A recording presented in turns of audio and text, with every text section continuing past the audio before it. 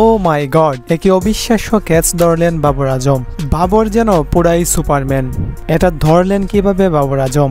সুপারম্যানের মতো উড়ে উড়ে এমন ক্যাচ ধরে রীতিমতো বিপদেই পড়েছিলেন বাবর আজম।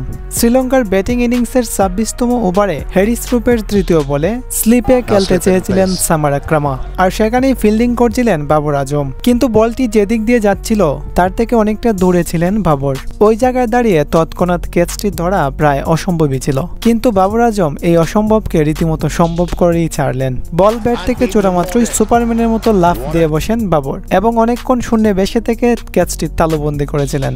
এমন অবিশ্বাস্য ক্যাচ ধরে রীতিমতো সবাইকে চমকে দিয়েছিলেন বাবর আজম। সেই সাথে পড়েছিলেন মহা বিপদেও, কেননা শ্রীলঙ্কার ব্যাটসম্যান সামারাক্রমা দুর্দান্ত ছন্দে ব্যাট করছিলেন, আর তাকেই বাবর আজম এমন অবিশ্বাস্য ক্যাচ ধরে আউট করেছিলেন।